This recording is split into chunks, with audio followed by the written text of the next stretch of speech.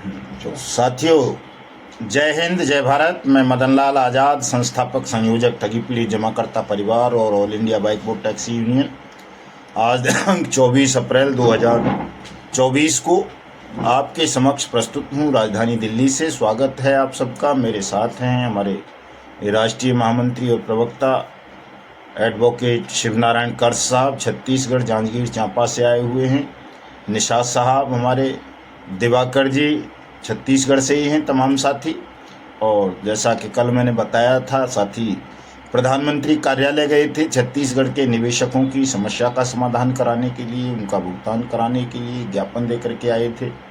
और वहाँ वार्ता भी की थी प्रधानमंत्री के ओएसडी साहब के साथ, जो उन्होंने वकील साहब को बताया था अधिकारी ने कि आप अगर कोई बर्ड्स एक्ट अथॉरिटी यानी सक्षम या सहायक सक्षम अधिकारी आपकी बात को नहीं सुन रहा है, भुगतान पटलों की स्थापना नहीं कर रहा, भुगतान के आवेदन नहीं ले रहा, भुगतान के आवेदन लेकर भुगतान नहीं कर रहा है, तो ऐसे सक्षम और सहायक सक्षम अधिकारियों की शिकायत आप सबसे पहले अपने राज्य के चीफ सेक्रेटरी और उसके जो ऊपर के अधिकारी होते हैं उनको करें, और उनकी कॉपी लगा करके साथ में प्रधानमंत्री जी को भी भेजें, ताकि ऐसे बेईमान अधिकारियों के खिलाफ देश भर में एक्शन लिया जा सके। तो तमाम साथी, वो भले ही छत्तीसगढ़ के हों या किसी अन्य राज्य के, उन सबके लिए ये संदेश है कि अगर आपके क्षेत्र के सक्षम और सहायक सक्षम अधिकारी बर्ड्स एक्ट 2019 के अंतर्गत आपका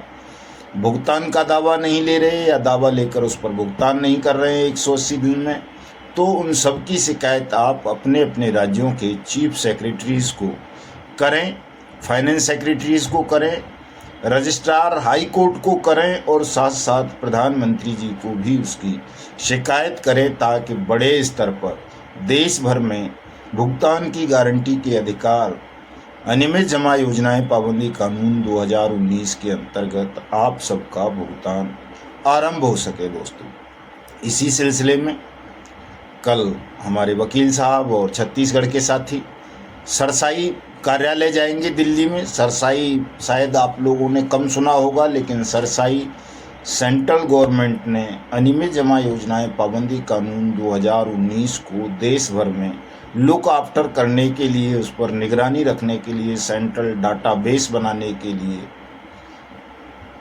निकाय बनाया है, अथॉरिटी बनाई है, जो पूरे देश भर में अनियमित जमा योजनाएं पाबंदी कानून 2019 के क्रियान्वयन पर नज़र रखेगी।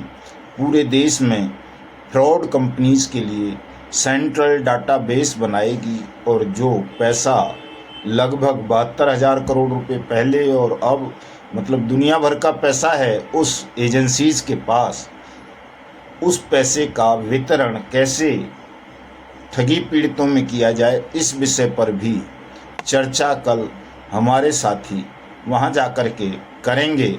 मैं देश के तमाम ठगी पीड़ितों का, खास तौर से अपने ठगी पीड़ित जमाकर्ता परिवार के पदाधिकारियों का, वॉलंटियर्स का, मेंबर्स का आह्वान करता हूं कि आप सब भी दिल्ली पधारें, दिल्ली आकर के अपनी आँखों से देखें, ताकि आप सबको भरोसा हो, विश्वास हो, और आप लोगों को बता सकें कि बर्ड्स एक्ट 2019 कोई ऐसे ही हवा में बना दिया गया कानून नहीं है, एक सख्त कानून है। और इस कानून पर जब आप काम करेंगे, इसका प्रयोग करेंगे, तो निश्चित रूप से सबका भुगतान होगा। घबराने की या तनाव लेने की ज़रूरत नहीं है। जल्दबाजी में फंसकर अपने पैसे को और समय को व्यर्थ नष्ट करने की आवश्यकता नहीं है। निशात साहब, आप बताइए ज़रा थोड़ा सा कि आपको इस कानून पर भरोसा है या नहीं। आप 3-4 दिन से दिल्ली में हैं, अभी 2 दिन और रहेंगे। आप जो यहाँ देख रहे हैं चीज़ों को, उनको देख करके आपको क्या लगता है कि बर्ड्स एक्ट के तहत आप सबका भुगतान होगा या नहीं होगा, बताइए ज़रा। भुगतान तो होगा सर। सब जगह ऑफिस गए हैं, मंत्रालय गए हैं जी, और जा रहे हैं, कल भी वहाँ जाएंगे कोलकाता। ऐसा जी, ऐसा तो नहीं लग रहा आपको कि ये कोई फ्रॉड है या हम लोगों को गुमराह कर रहे हैं? ऐसा नहीं है सर, भुगतान होगा, थोड़ा लेट से होगा, हाँ, लेकिन होगा जरूर। Thank you. साथियों, जैसा कि निशात साहब ने बताया, मैं हमेशा बताता रहता हूं कि ये कानून है, और जब कोई एक्ट पब्लिश हो जाता है, गजट पब्लिश हो जाता है एक्ट का, तो इस बात से कोई बहुत ज़्यादा अंतर नहीं पड़ता है कि कौन सरकार में रहेगा, कौन बाहर जाएगा। कानून बन गया, गजट पब्लिश हो गया, एक्ट पब्लिश हो गया, तो अब इसको लागू होने से रोका नहीं जा सकता। ज़रूरत केवल आप लोगों के जागरूक होने की है और आप इस एक्ट का प्रयोग करके अपना पैसा ले सकते हैं। प्रयोग नहीं करेंगे तो बात अलग है। जैसा कि मैं हमेशा बताता हूं कि जिन्हें सबसे ज़्यादा प्रयोग करना चाहिए इस एक्ट का, वो लोग आज भी इस एक्ट का प्रयोग नहीं कर रहे। इस एक्ट की जो धारा 4 है वो कहती है साथियों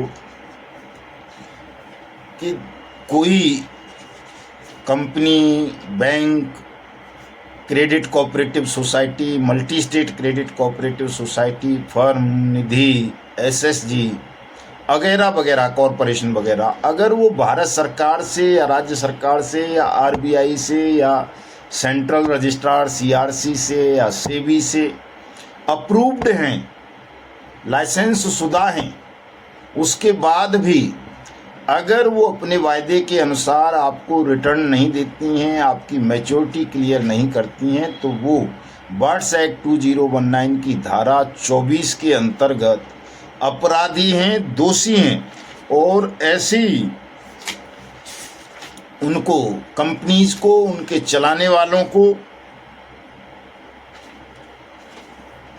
और उसमें सम्मिलित शेयर होल्डर्स को या जिन्होंने सेल कंपनीज बनाकर निवेशकों के पैसे से लाभ उठाया है, ऐसे लोगों को ऐसी अवधि के कारावास से जो 7 वर्ष तक की हो सकेगी या जुर्माने से जो 5 लाख रुपए से कम नहीं होगा, किंतु जो 25 करोड़ रुपए या उक्त धारा में धारा 4 का उल्लंघन करेंगे उन्हें धारा 22 के अंतर्गत दंडित करके ये किया जाएगा। ये कोई झूठ नहीं है, ये सब कुछ सत्य है। आप लोगों को इस पर भरोसा करना चाहिए। नहीं भरोसा है तो इस किताब को खरीदिए, पढ़िए। भारत सरकार की किताब है, बेयर एक्ट है। इसका मतलब होता है कि जो संसद ने, सरकार ने बनाया है कानून, उसमें एक शब्द भी फेर फार ना करना, उसको एज इट पब्लिश कर देना। भारत सरकार की अनुमति से ही ये पब्लिश होता है, तो इसको पढ़िए। आपको नहीं मिलती है कहीं, मुझे अपना व्हाट्सएप पे मैसेज भेजिए मेरे, तो मैं आपको भेज दूंगा, उसी मूल्य पर भेज दूंगा जो इस पर मूल्य है। किताब पे 220 रुपये मूल्य है, डाक खर्च अलग लगेगा, आपको हम भेज देंगे। मुझे व्हाट्सएप किया करें तमाम साथी, मैं ये किताब आपको डाक से भेज दूंगा, रोजाना भेजता हूँ। नंबर नोट कर लीजिए 7827581213। और ये एक्ट की धारा जो 4 है, जिसमें धारा 22 के अंतर्गत दंड का और जुर्माने की व्यवस्था की गई है, ये सहारा इंडिया समूह पर, चूँकि वो 2022 तक चलता रहा है, मार्च तक, ट्रिनिटी पर जो United Trinity multi state credit cooperative society है, जेकेबी पर, जनशक्ति पर, संजीवनी पर, आदर्श पर, समृद्धा जीवन पर, नवजीवन पर, किसान एग्रो पर, लोटस पर, गर्मा पर, मैत्रेय पर, इन पर तो बहुत सख्ती के साथ लागू होती है। इन कंपनीज के, क्रेडिट कोऑपरेटिव सोसाइटीज़ के लोगों को तो ज़्यादा से ज़्यादा इस एक्ट का प्रयोग करना चाहिए। लेकिन जो और कंपनी हैं, जैसे निम्बल क्रेडिट हो गई, HBN हो गई, विश्वामित्र हो गई, मिलियन माइंस हो गई, गुरु साई हो गई, साई प्रसाद हो गई, विनायक होम हो गई, Rose Valley, BN Gold, SPNG, United, Sahara, Pulse, Bike Bot, Divyani, Hello Taxi, Adarsh, Togo, GCA, Kalpataru, Karam Bhumi वगैरह वगैरह, जो 3-4 लाख कंपनी हैं, प्रधानमंत्री ने बंद की हैं, कुछ PID एक्ट्स में पहले ही बंद हो गई थी, उन सब के विक्टिम्स को भी धारा 3 के अंतर्गत और इस एक्ट की धारा 20 और 21 के अंतर्गत और 24 के अंतर्गत अपने अपने क्लेम फाइल करने चाहिए। चूँकि ये तो तमाम रिपीटर हैं। जैसे मैं उसकी बताता हूँ, क्या नाम है उसका, PACL पल्स वाला निर्मल सिंह भग्गू, उसने तो 5, 6, 7 कंपनी बनाकर लोगों के साथ ठग किया। कभी PGF के नाम पर, कभी क्या बोलते हैं PACL के नाम पर, कभी पल के नाम पर, कभी जो है अपना लोटस के नाम पर, कभी किसान एग्रो के नाम पर। तो वो तो मतलब लगातार अपराधी हो गया, बार बार अपराध करने वाला व्यक्ति हो गया। उस पर तो मृत्युदंड तक की व्यवस्था है ऐसे अपराधियों के लिए। तो ऐसे ही सहारा समूह की कंपनी है, उन्होंने जो है कन्वर्जन का खेल खेला है, बार बार कंपनियां बना के। यही समृद्धा जीवन का हाल रहा है, यही कल्पतरु का रहा है, करम भूमि का रहा है, रोज वैली का रहा है, पिनकोन का रहा है, आदर्श का रहा है, साईं प्रसाद का रहा है, विश्वामित्रा का रहा है, HBN का रहा है, GN गोल्ड का रहा है। कोई भी तो इनमें से ऐसी नहीं है। जैसे GC है, उसने भी प्रीतम सिंह ने सैकड़ों कंपनी बना दी थी। शाइन सिटी वाला है राशिद नसीम, RMCL वाला है, वो क्या नाम है, राधेश्याम, कौन सा वो, मितेश अग्रवाल।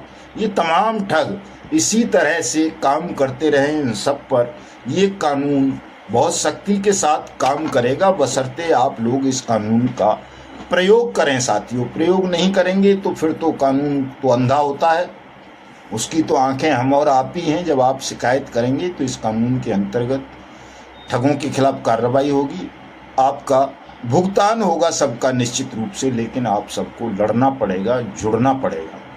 आप लोग उदासीन भाव से काम करोगे, निश्चित रूप से हानि पाएंगे, पछताएंगे।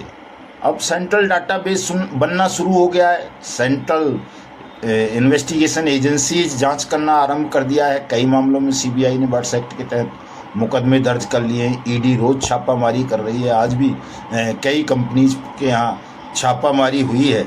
लेकिन आप इन चीज़ों का लाभ नहीं उठा पा रहे हैं दोस्तों। ये स्वर्णिम मौका है। मैं बार बार आप सबसे कहता हूँ कि इस मौके का लाभ उठाइए। आप वो तुलसियानी ग्रुप के 10 ठिकानों पर आज ही ED ने छापामारी की है और बहुत सारी प्रॉपर्टीज को अटैच कर लिया है। रोज कर रही है 10, 15, 20 कंपनियों के यहाँ। बड़ा तेजी से काम चल रहा है इलेक्शन की वजह से। चूँकि इलेक्शन में सरकार और नेता बिजी हैं, वो अफसरों को अड़का नहीं सकते, डरा नहीं सकते, दबाव नहीं बना सकते। तो स्वतंत्रता प्राप्त अफसर तमाम ठगों के खिलाफ कार्रवाई कर रहे हैं। ये बढ़िया मौका है। आप सबको इस वक्त एकजुट होकर के लगातार आवाज़ उठानी चाहिए। लेकिन दुर्भाग्य की बात यह है, दुख की बात यह है कि आप आवाज़ नहीं उठा रहे, सुस्त हो गए हो इलेक्शन की वजह से। जिस इलेक्शन का आपको ज़्यादा लाभ उठाना चाहिए, वहाँ आप नेगेटिव काम कर रहे हो। आप समझ नहीं रहे कि कोई भी नैरेटिव, कोई भी मुद्दा कैसे सेट किया जाता है, क्यों उस पर चर्चा होती है। आज आपने वो विरासत वाला सुन रहे होगे, विरासत पे टैक्स वाला हो गया एक मुद्दा सेट। शिल्पा शेट्टी के यहाँ छापामारी हुई, अमरदलाल अरेस्ट हुआ, प्रकाश राज को सम्मान हुआ। इतनी बड़ी बड़ी ताकतों को सम्मनिंग हो रही है। कई CM जेल चले गए, कितनी सांसद जेल चले गए, कितने MLA जेल चले गए। लेकिन आप लोग ठगी प्रकरणों को केंद्रीय चर्चा का विषय नहीं बना पा रहे, दूसरी चर्चाओं में उलझे हुए हैं।